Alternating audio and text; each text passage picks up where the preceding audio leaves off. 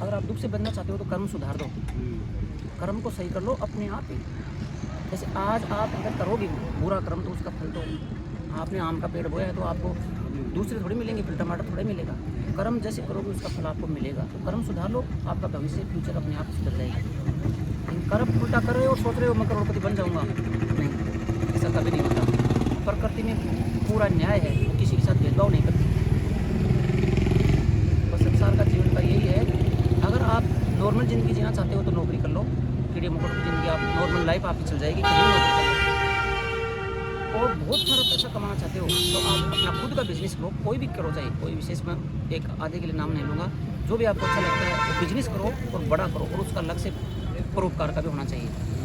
अगर परोपकार का लक्ष्य रखोगे तो ऊपर वाला विश्वास होना चाहिए, क्योंकि जीवन में ऐसी बहुत सारी कठिनाइयाँ आएंगी जो संसार में आपकी कोई मदद नहीं करेगा, आप खुद को ही करनी पड़ेंगी। खुद तब कर पाओगे जब आपका ईश्वर पर विश्वास होगा, तब आपको अपने आप ही सोल्यूशन बता देगा। किसी पूछने की जरूरत ही नहीं कि किससे कैसा रास्ता निकालना है, कहाँ जाना है, कौन मदद करेगा, किस आदमी से मिलना है, यहाँ से 1000 किलोमीटर भी होगा दूर तो आपको वहाँ भेज देगा। मेरी लाइफ में ऐसी बहुत सारी कठिनाई हुई है जो मेरे को वहाँ ले गया है उस समस्या के समाधान के लिए। अब वो मैं बता नहीं सकता डिटेल में। एक साथ कोई भी चीज़ मेरे को चाहिए कि वो भी यहाँ से 200 किलोमीटर दूर है तो वहाँ ले जाएगा मेरे को, और वहाँ कहेगा कि तू कितने दिन से मांग रहा था ये पड़ी जा ले ले, उस दुकान के सामने ले जाएगा। ऐसा मेरे जीवन की कम से कम सैकड़ों हज़ारों एक्सपीरियंस मैं कर चुका हूँ अब तक।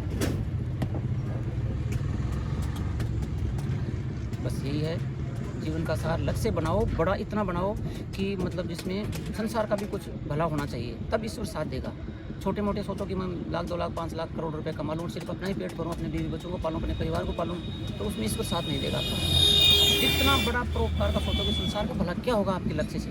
अगर संसार का भला है उसमें आपके लक्ष्य में, ईश्वर तो जानता है, झूठ बोलने से भी नहीं चलेगा, क्योंकि वो अपने अंदर की बात जानता है। तो संसार का भला का अगर आप उसमें है कोई इंटेंशन, तो आपकी ईश्वर पूरी साथ देता है।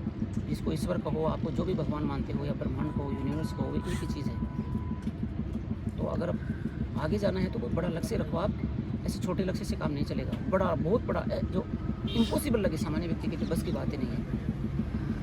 इतना भी बड़ा मत सोचो कि जैसे मैं आसमान को बस में कर लूँगा, समुद्र को मुट्ठी में कर लूँगा, ऐसा नहीं। पहले ये देखो कि बहुत सारे हमारे से पहले बहुत से लोगों ने किया है क्या। जैसे किसी ने 100 200 500 1000 करोड़ कमाए हैं, तो उसके आसपास का आप ही करोगे जो आप अपने ऐसे बाजू में आ सके, वो संभव हो। तब कहोगे मैं तो तारे पकड़ लूँगा, तो वो तो संभव नहीं है ना।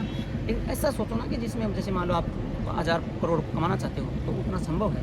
अब वो लक्ष्य रखो और बाद में उसके अगर रास्ता नहीं दिख रहा है तो उससे मांगो, वो रास्ता अपने आप ही बता देगा, वो रास्ता सुझा देगा आपको, अपने आप ही बता देगा कि वहाँ जाना है, किससे मिलना है, फिर आगे तेरे को क्या क्या सीखना है।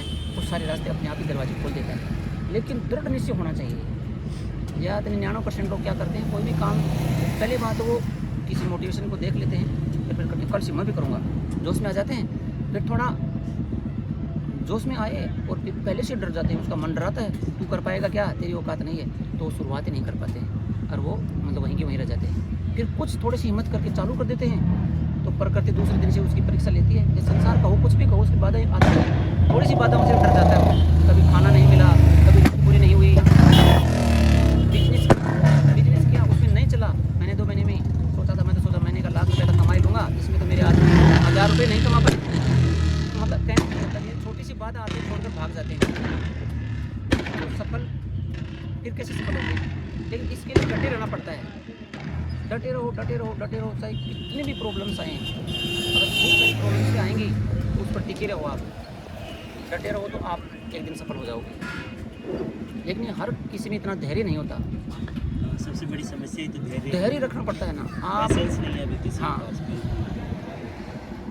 मेरा सबसे बड़ा मोटिवेशन किससे मिलता पता है, एक अरुणिमा सिन्हा एक लड़की है, बिहार की कहाँ की है पता नहीं, वो जिसकी टांग कट गई थी ट्रेन से, उसकी स्टोरी सुनी हुई है क्या, जो एवरेस्ट पर चली गई थी, समझ गए। उसका मोटिवेशन मिलता है। मैं जब भी हिम्मत हार जाता हूँ, कभी मेरे को ऐसा नेगेटिव हो जाता हूँ कि यार मतलब आगे क्या होगा, हम तो फंस गए, ऐसा कभी आता है मन में, सबके आता है, तो मैं उसका वीडियो देख लेता हूँ। उसका वीडियो से मुझे मोटिवेशन मिलता है, क्योंकि उसका ट्रेन से जब उसकी कहानी सुनना, एक पैर कट गया था, एक प्लास्टिक का कटा हुआ चढ़ा हुआ है, वो एवरेस्ट पर चली गई थी सोलो, 49 ट्रेनें रात को निकल गई थी उसके ऊपर, समझ गए। अरुणिमा सिन्हा जब वो एवरेस्ट पर दोनों पैर कटी हुई, एक पैर कट गया था, एक प्लास्टिक का सिंथेटिक वो है, वो जब एवरेस्ट पर जा सकती है तो हमें तो सब कुछ सही है, फिर धरती पर रहकर ही काम करना है, तो हम नहीं कर सकते क्या, डूब कर मर जाना चाहिए, फिर ऐसा हम नहीं कर सकते, तो हमें तो यहीं बैठ कर करना है ज़मीन पर, ही सारा शरीर भी हमारा स्वस्थ है। तो उससे तो कोई कठिन नहीं है ना। जब उसने करके दिखा दिया, एवरेस्ट फतेह करके दिखा दिया, 2011 के आसपास उसका पैर कटा था और अब तक वो संसार की कई चोटियों पर जा चुकी है। तो ऐसा में तो कुछ नहीं है, अपन माइंड का काम है बस। अगर ठान लिया तो सब कुछ संभव है। जिद्दी बन जाओ, पागल बन जाओ, दुनिया कहेगी तुम्हें पागल भी कहेगी, जिद्दी भी कहेगी, स्वार्थी भी कहेगी। अगर ऐसा हो आप तो बहुत बड़ा लक्ष्य आप हासिल कर सकोगे। अगर जिद नहीं है और मैं अपने लक्ष्य को पाने के लिए कुछ भी कर सकता हूँ, दुनिया मुझे कुछ भी कहे, मैं इस काम को निकाल देता हूँ, दुनिया की बातों का मैं परवाह नहीं करता हूँ।